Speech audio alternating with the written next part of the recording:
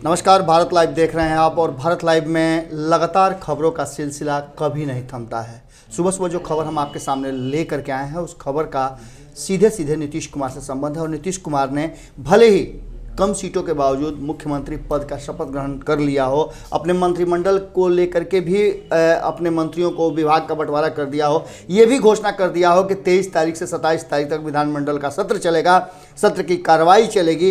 इस बीच में कहीं ना कहीं तेजस्वी यादव ने उनके लिए एक मुश्किल भरा एक ऐसा प्लान बना दिया है जिसने नीतीश कुमार की नींद उड़ा दी है। आपको बता दें कि लगातार चुनाव को लेकर के, चुनाव प्रक्रिया को लेकर के कई तरह की बातें सामने आ रही थी और विपक्ष चुप्पी तो साधे हुए था, पर लगातार नीतीश कुमार और उनकी सरकार पर हमलावर था। इस हमला के बीच में कहीं ना कहीं नीतीश कुमार को लेकर के जिस तरह की बातें की जा रही थी और चुनाव आयोग को लेकर के जिस तरह की बातें की जा रही थी, वो निश्चित रूप से विपक्ष की संतुष्टि का नहीं था। विपक्ष लगातार हमला कर रहा था और इस हमला को लेकर के, विपक्ष की शांति को लेकर के हमने भी आपको बताया था कि विपक्ष शांत है। इसका मतलब ये नहीं है कि विपक्ष चुप हो गया है। कोई ना कोई ऐसी बात जरूर हो रही है भीतर खाने में, जिसको लेकर के नीतीश कुमार की परेशानियां बढ़ेंगी। आपको बता दें कि जब चुनाव आयोग के सामने विपक्ष ने बहुत सारी बातें रखी थी, तो अचानक से चुनाव परिणाम जब आ रहे थे, गिनती चल रही थी, उस समय सारा माहौल एक बार गर्मा गया था। विपक्ष ने साफ तौर पे कहा था, चुनाव आयोग के पास जाकर कहा था कि कहीं ना कहीं कोई घालमेल और गड़बड़ियां हो रही हैं।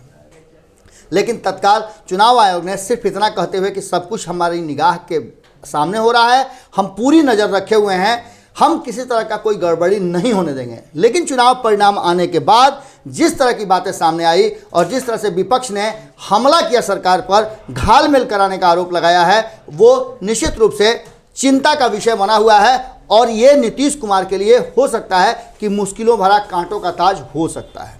एक तरफ जहां नीतीश कुमार पर ये आरोप लगा रहे हैं, वहीं दूसरी तरफ प्रशासनिक अधिकारियों को भी कटघरे में रखा गया है कि उनसे मिल करके सरकार ने और खास करके नीतीश कुमार ने, सुशील मोदी ने, जो कि सत्ता में बैठे हुए थे, अपने अधिकारियों के द्वारा घालमेल करवाया है। आपको बता दें कि इसके लिए जब चुनाव आयोग ने साफ तौर पे कोई भी कार्रवाई करने से इनकार कर दिया और कहा कि हमारे नज़र में सब कुछ ठीक ठाक है, तब अचानक से महागठबंधन के नेताओं ने एक साथ बैठ करके फैसला किया और तेजस्वी यादव के नेतृत्व में ये बात फाइनल कर ली गई है कि अब वो न्यायालय की शरण में जाने के लिए तैयार हैं। न्यायालय की शरण में ऐसे 25 सीटों पर पुनः मतगणना की बात को लेकर के आयोग ने जैसे ही ये बात कहा कि सब कुछ ठीक है, न्यायालय जाने की बात स्वीकार कर ली गई है और फैसला हो गया है। अब देखना होगा कि कब न्यायालय जाते हैं और कैसे इस पर नीतीश कुमार की मुश्किलें बढ़ती है।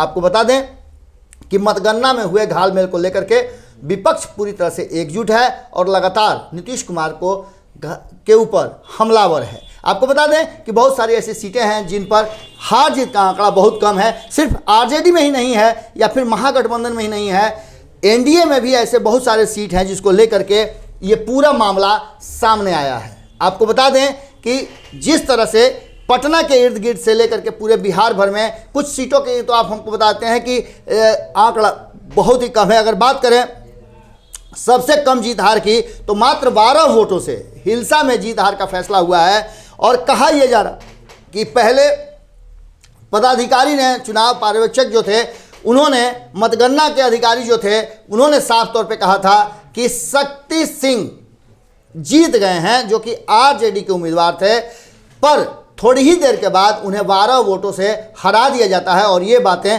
पूरी तरह से हंगामे में भी बदल गई थी। इतना ही नहीं, बरबीघा में भी 113 वोटों से जीत हार का फैसला होना संदेह के घेरे में खास करके विपक्ष के लिए है। उसके अलावा चकाई की बात करें, भोरे की बात करें, तो भोरे में 462 वोटों से हार जीत का फैसला हुआ था। चकाई में 581 वोटों से हुआ था। वहीं बछवाड़ा की बात करें तो 484 वोटों से हुआ था। परबत्ता की बात करें तो 951 वोटों से हार जीत का फैसला हुआ था। और इसमें सिर्फ एक ही दल नहीं है, इसमें आरजेडी भी हैं, कांग्रेस भी हैं और वाम दल भी हैं। इन सभी का हार जीत का फैसला जो है बहुत ही कम आंकड़ों से हुआ है। इसके अलावा आपको बता दें कि एनडीए के में भी ऐसे कई सीट हैं जहां हार जीत का फैसला बहुत ही कम वोटों से हुआ है। यहां डेहरी में आरजेडी के उम्मीदवार भाजपा के सत्येंद्र नारायण से मात्र 464 वोटों से जीते थे।